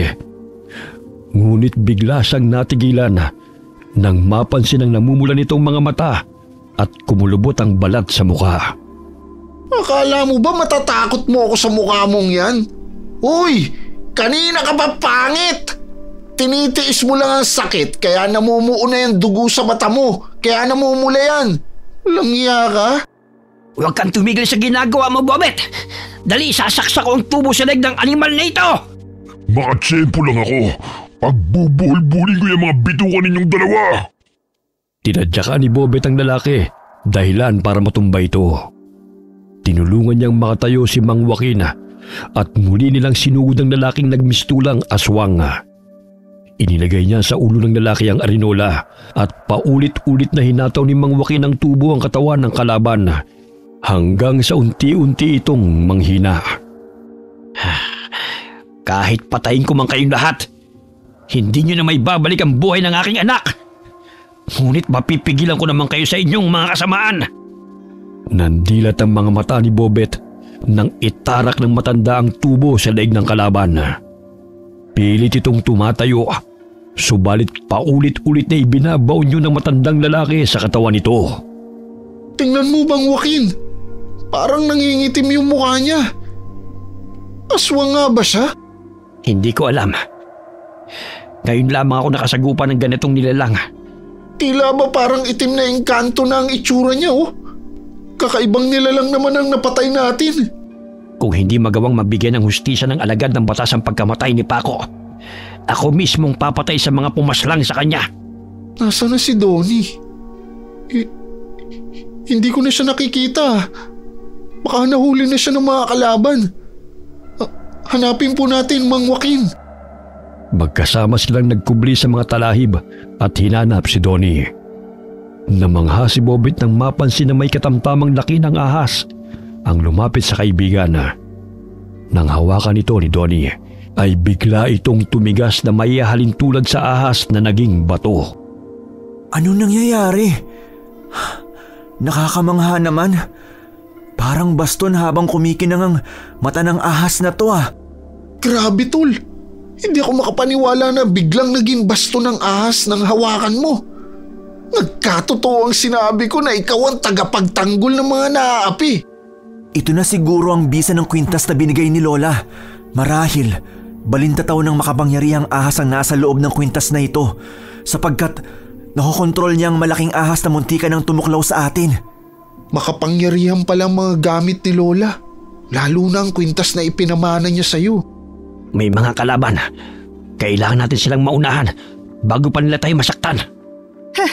Diyan lang pala kayo nagtatago. Sisirain niyo pa talaga ang mga plano ko. Bakit mo to ginagawa? Anong kasalanan ng mga taong pinatay mo? Wala akong panahon na magpaliwanag sa'yo. Lalo na sa isang hamak na tindero ng mga kandila lang naman.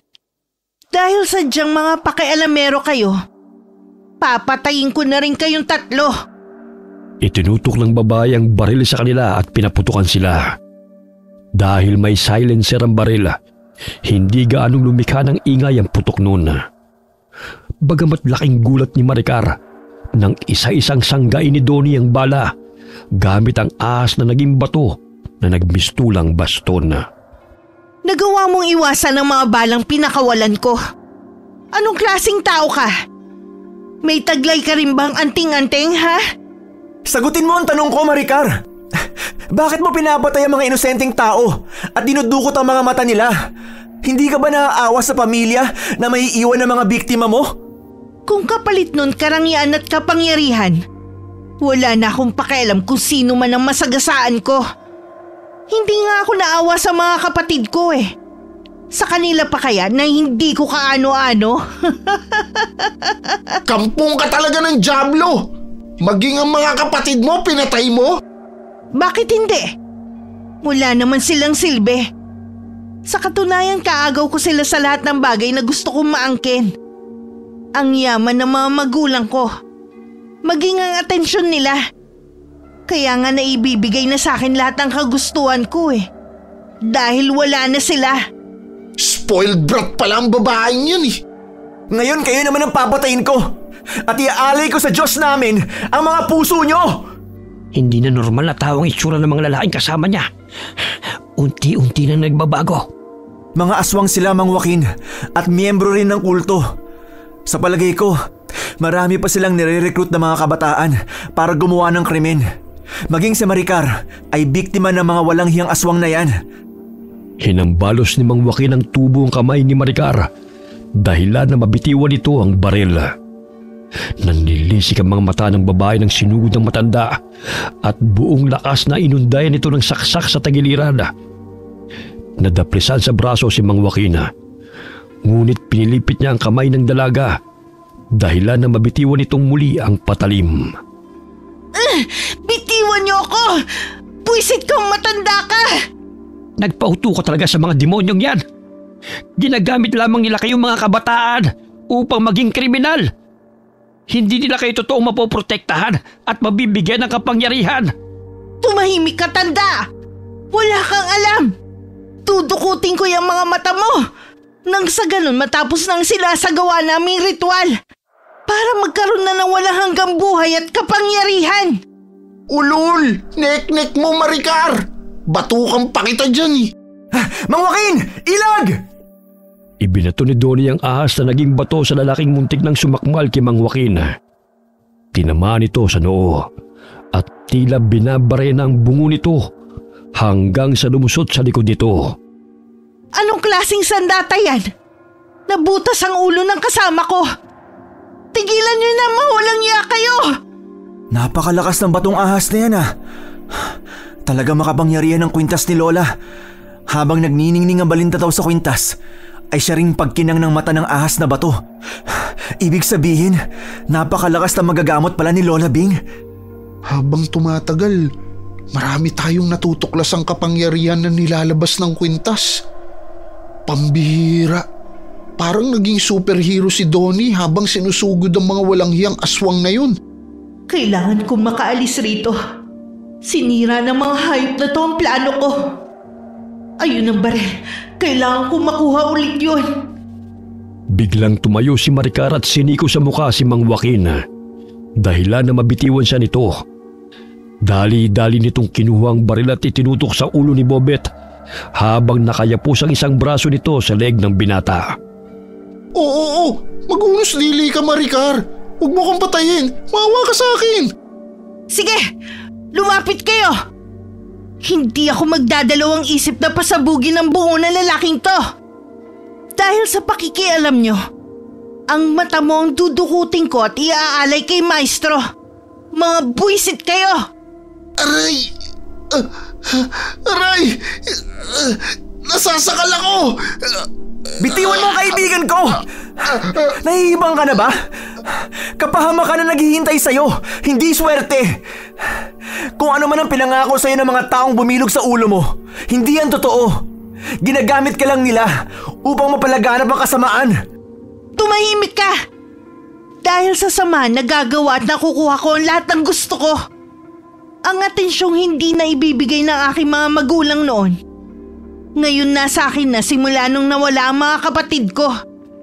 Ang gusto ko lang ngayon ang kapangyarihan at walang hanggang buhay. Matatapos na sana ang ritual. Kung hindi dahil sa pakikialam nyo. Sige, lakad! Mapuntang kotse! Dahan-dahan naman, Maricar. Lumalagotok na ang buto ko sa lego. Babaliin ko talaga ang leg mo kung hindi ka susunod sa sinasabi ko. Donnie, Mang Joaquin, tulungan niyo ako sa bruhang babae na to. Ayoko pa mamatay. Nag-alinlangang lumapit si Donnie upang iligtas ang kaibigan sapagkat nanilisik ang mga mata ng babae habang nakatingin sa kanila. Konting pagkakamali lamang niya ay makakalabit na nito ang gatilyo at natitiyak niyang sabog ang bungo ng kaibigan. Pag-usapan natin to, Maricar. May panahon pa para ituwid mo ang pagkakamali mo. Marahil, nadala ka lang sa matindi mong puot kaya napapahig ka ng mga taong yan na sumama sa grupo nila. Alam ko na hindi ka masamang tao. Hoy, wag mo nga akong utuin dahil hindi ako naniniwala sa mga sasabihin mo. Wala kang may tutulong sa akin. Aray? Aray naman!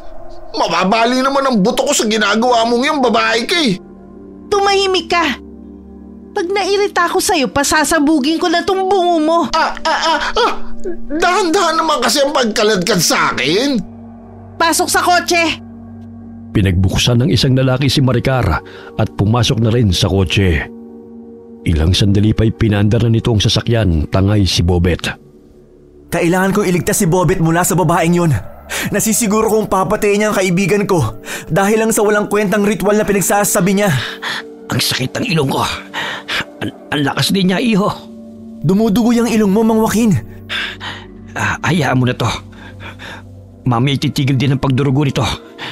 Kailangan natin silang habulin bago pa sila makalayo. Pilit na inaagaw ni Bobet ang manibela sa lalaki. Ganyan na lamang ang paghihila ni Maricar sa kanya upang bumalik sa pagkakaupo sa likuran. Hoy, tindero, tigilan mo nga yan! Gusto mo talaga mamatay kami, ha? Kung papatayin niyo lang din naman ako, mas mabuti pang mamatay na tayong lahat.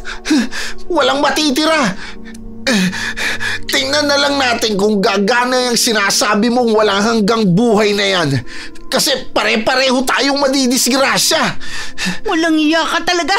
Ikaw lang ang dapat na mamatay, hindi ako. Ano kayo siniswerte? Nek-nek mo! Hindi na napigilan ng binata ang maghurmentado. Maging si Maricar hindi na makontrol ang bihag sa pagwawala. Kaya muli niyang itinutok ang baril sa ulo ng binata at kinalabit. Ngunit nagulat siya nang mawala na ito ng bala. Ano? Naubusan ka na ng bala? Naku, pag siniswerte ka nga naman. Paano ba yan? Hindi mo na ako mapapatay. Yun ang akala mo. Dudukutin ko pa rin yung mga mata mo. Baliw ka, adik, spoiled brat. Buisit kang babae ka. Ang mata mo ang dudukutin ko kung hindi ka tumigil dyan. Papatayin kita. Pati ang kaibigan mo pumatay sa mga kasamahan ko. Mula sa salamin ay palipat-lipat ang tingin ng lalaki nagmamaneho kina Maricar at Bobet na nag-aagawan sa patalim. Nakumpirma ni Bobet na miyembro ng kulto ang mga kalalakihan. Maging si Maricar dahil sa tattoo ng mga ito sa leeg na baliktarang trianggulo na may mata sa loob. Napasulyap ang binata mula sa likod ng kotse at naaninaw niyang sumesenya si Donnie. Kaya't malakas niyang itinulak si Maricar palayo sa kanyang katawan at napalukip-kip sa gilid ng kotse. Malakas na binato ni Donnie ang ahas na naging bato patungo sa sasakyan. Wari lumilipad ito sa ere at tumama sa salamin at lumusot sa ulo ng driver. Ah! Ano nangyari? Sino may gawa niyan? O ano ha? Sino ang mas malakas ang kapangyarihan? Ang samahan ninyo o ang mga tindero ng mga kandila? Ha? Sige, sagot! Pinatay niyo ang kasama ko.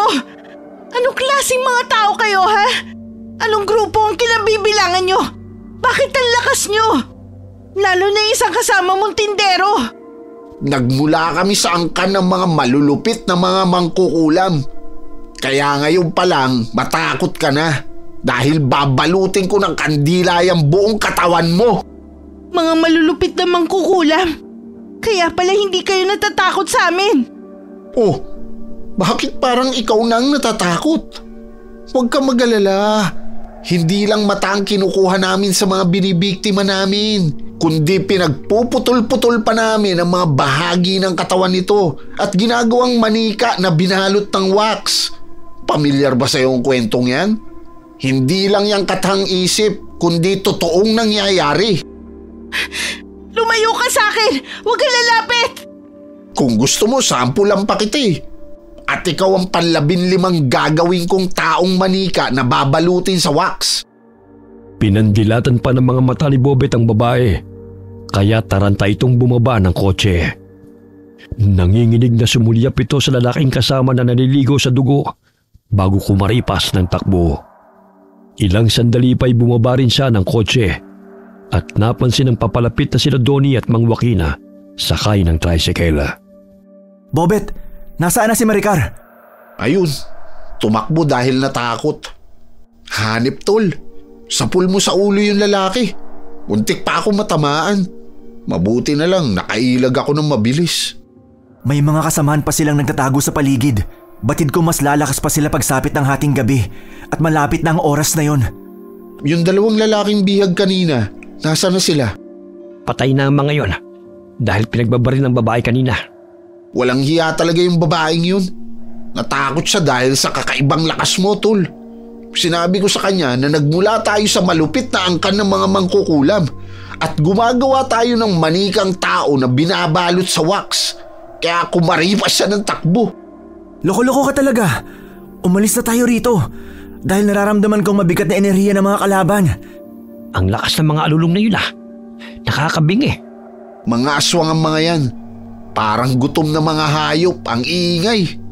Sandali, may kukunin lang ako. Binunot ng binata ang batong ahas na bumaon sa noo ng lalaki. Agad silang sumakay ng tricycle at umalis sa lugar na yun. Sinusundan nila tayo. Magmaneho lang kayo, Mang Joaquin. Kami nang bahala sa kanila. May mga gamit ba ako riyan sa toolbox? Tsaka may asin pa sa garapon. Isaboy ninyo sa mga aswang na yan. Habang lumalalim ang gabi, papangit sila ng papangit. Pambihira na talagang nangyayari. Aswang na asbo ang tawag sa mga yan. Nagpapalit ang anyo bilang malalaking aso. Naglipa na talagang kasamaan sa mundo. Kaya sunod-sunod ang patayan at bangkay na natatagpuan dahil sa kanila. Biglang pumreno ang tricycle nang humarang ang malaking asbo sa kanilang harapan. Agad ay sinaboy ni Bobet ang asin sa mabalasik na mukha nito, kaya't umatungal ito ng ubod lakas. Oh, ano ka ngayon? Ang lakas ng lobong sumugod. Akala mo makakakain ka na? Ayan, asin. Pangunahing sangkap para hindi ka maumay. Tigilan mo yan! Napapaso ako! Ikaw ang sumugod sa amin kaya nararapat lang yan sa'yo. Akala mo Boy Scout kaya kami. Laging handa. Aray! Aray! Mahuli ko lang kayo. Wala akong ititira kahit isa man sa inyo. Ipagpatuloy mo lang pagsaboy ng asin. Ako nang bahala sa paghahambalo sa mokong na yan. Sige tol, hambalusin mo siya hanggang sumuko. Hanggat hindi namin kayo napapatay, hindi kami titigil. Ang lalakas ng loob niyong sugurin kami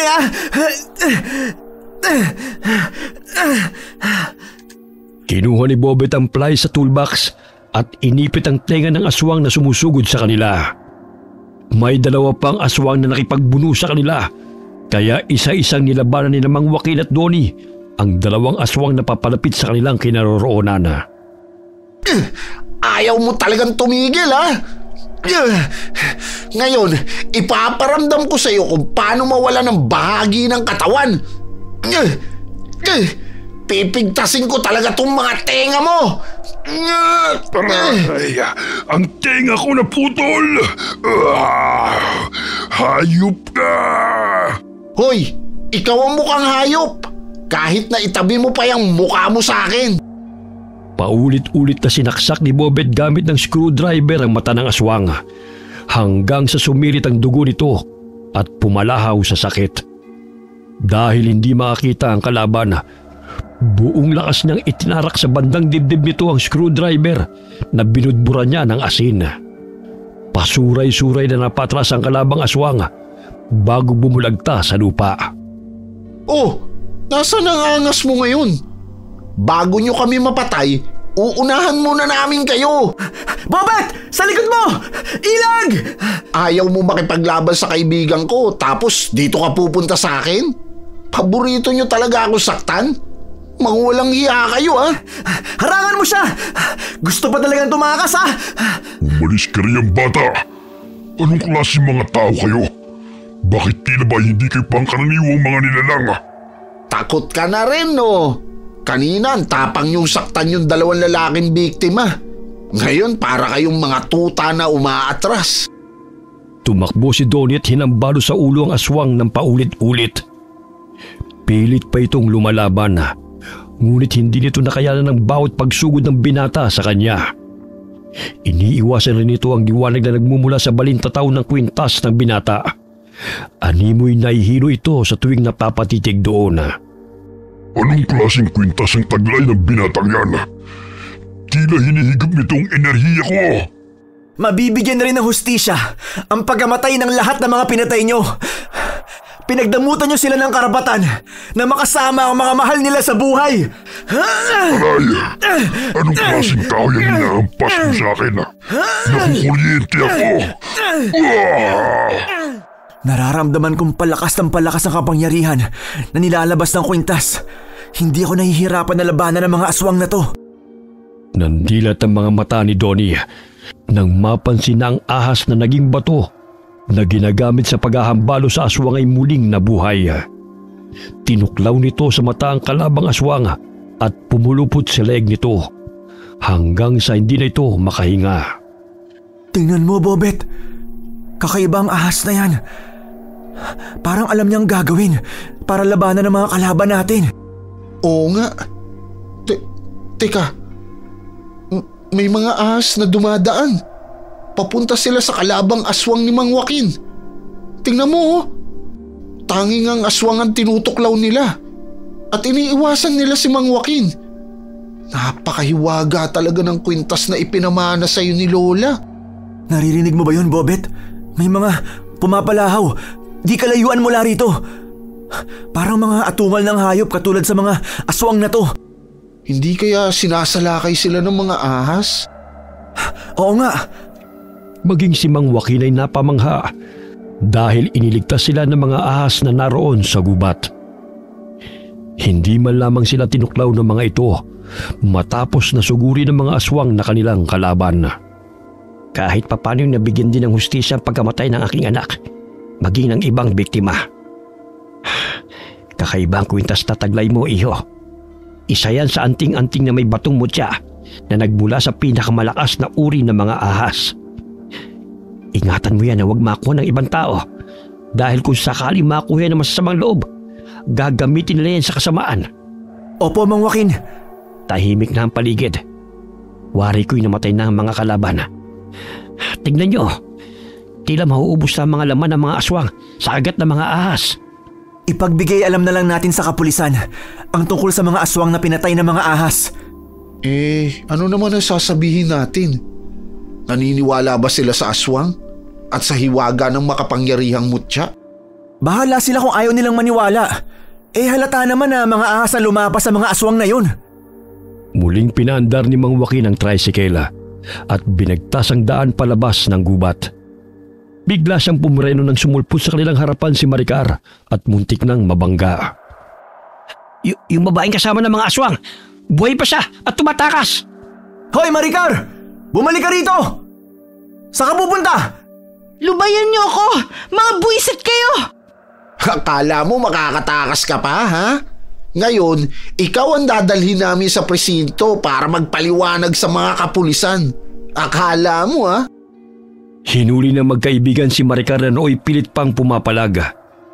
Pagdating sa presinto, pinabulaan na nito ang lahat ng akusasyon ng dalawang binata at ni Mang Joaquin.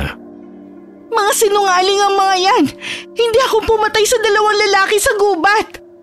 Silang 3 at ang mga taong natagpuan yung bangkay. Biktima ako rito, hindi ako ang kriminal. Hoy Maricar, napakasinungaling mo talaga. Tingnan mo nga yung tattoo mo sa batok. Katulad sa mga aswang, mga lalaking pinatay ng mga ahas. Mabuti pa ang mga ahas marunong mangilatis kung sino ang totoong mga kriminal. Magmamaang-maangang ka pa talaga, ha? Naku sir, huwag kayong maniwala sa kanila. Gusto pa akong pagsamantalahan ng mga yan. Maniwala kayo sa akin. Pagsamantalahan ka dyan. Wala kaming pagnanasa sa'yo, no? Sinungaling ka! Maya-maya'y dumating ang umiiyak na si Ginang Santiago. Sinabi niya sa kapulisan ang natuklasan nito sa kanilang basement. Kaya't nandilat ang mga mata ni Maricar nang isiwalat ng ina na natagpuan nito ang mga matang nakasilid sa garapon at ang iba'y nilagyan pa ng kemikal upang tumigas na ginawang palamuti sa dingding. Maging ang cellphone ng 2 lalaking anak, pinaghihilalaan ng Ginang na pinatay ng sarili nitong anak na si Maricar. Ma, hindi ako may gawa nun. Yung mga lalaki at si Jeff, sila ang nagutos sa amin na pumatay. Bibigyan daw nila kami ng proteksyon at walang hanggang kapangyarihan. Maniwala ka sa akin, Ma. Umahagulgul na lamang si Ginang Santiago habang nakaharap sa anak na si Maricar. Dahil lahat ng kagustuhan at hingin nito ay binibigay niya, kaya sobrang na-spoiled ang anak hanggang sa sumama sa mga barkada at mapariwara ang buhay sa pagsanib sa grupo ng kulto na kinabibilangan ng mga aswang na siyang nambibiktima ng mga kabataan. Hindi lamang si Maricar ang nahuli ng mga kapulisan, kundi ang iba pa nitong mga kakilala na sumapi sa grupo ng mga kultong aswang na pumapatay. Akalain niyo yun, Mang Joaquin, Bobet? Ang dami pala nila. Mabuti na lang at natuklasan ng grupo nila. Kung hindi, marami pa silang mabibiktima. Sinabi mo pa. Kakaibang diskarte ng mga aswang na yun, ha? Pinapasali sa kanilang samahan ng mga kabataan para mapadali ang kanilang pambibiktima. Kahit papano'y nabunutan na rin ako ng tinik sa dibdib. Makakatulog na ako ng maayos dahil nabigyan na rin ng hustisya ang pagkamatay ni Paco. Baka naman gusto magtinda ng mga kandila ng asawa ni Manong Paco. Maaari po siyang kumuha sa amin. Magandang ideya yan. Malapit pa naman kami sa sementeryo. Mula nang mahuli si Maricar at ang iba pang miyembro ng grupo ng kulto ng mga aswang, ay wala nang napapabalitang natatagpo ang patay sa baryo. Unti-unting lumago ang negosyo na kandila na magkaibigan at naging katulong nila sa pagbebenta at paggawa si Mang Joaquin at ang manugang nito. Nagsimula sila ng bagong buhay upang kalimutan ang mapait na pangyayari mula sa mga aswang na pumapaslang sa baryo. Okay, sana po nagustuhan niyo ang kwento natin ngayon. Shout out po tayo kay Tita Alice Sarmiento na taga Las Piñas. Hi Tita Alice. Hi kay Willie Moring from Tarlac City. Shout out kina Mirna Lampasa, Meng Paraton, Uncle Dayong, Marie and Michael Del Rosario from Lucy Buendia ng Nueva Ecija. Hi Julius Deloro. Shout out kina Mark Anthony Galon at sa Galon family, kay Wilson Aribado at sa Aribado family from Cebu City. Hi Jen Pedrosa from Bahrain. Hi kay Vivian Lising from Tagaloan, Misamis Oriental. Shout out sa Ibano family at Kalimlim family. Hi kay Odessa Lejano from Singapore. Hi kay Enday Samante from Athens, Greece. Hi kay Rosette Erasando. Hi Rofelyn Belaño Ignacio from Mandaluyong City. Hi kay Maribeth Perdonan from Saudi Arabia. Hi kay Alden Kalipay from Calbayog City and kay Ping B. Malinaw. Hi kay Rhea Duetes. Hi kay Jubilin Balukan. Hi kay Corazon Ingay from Natividad, Nueva Ecija. Shout out sa Dioso family from GMA Cavite, lalo na po kay Joseph and Cheche Dioso from Ninang Regine. Shout out kila Jude Estranilo, Sinita Celeridad, Ellery Pobe, JC Estranilo, Arcus Estranilo, Teresita Otom Estranilo, and Queenin Estranilo Kumusta po kayo? Hi kay Babe Alimanan from Muscat, Oman. Hi Ruby Caballero. Hi kay Hazel Fiesta from Dubai at sa Jensan. Hi kay Reynaldo Comodas. Hi Marilu Tolentino from Pandacan, Manila. Hi kay Angie Mawak. Hi kay Erlinda Gonzalez from Jeddah, Kingdom of Saudi Arabia. Hi kay Cliven Dubalan. Hi kay Chloe Abalos from Saudi Arabia. Shout out kay Desiree Ramos. Sana nag-enjoy ka sa mga kwento namin, Kaz. Kamusta rin sa buong family? Salamat, Kaz. Alright. Maraming salamat po sa inyong lahat and God bless all of you.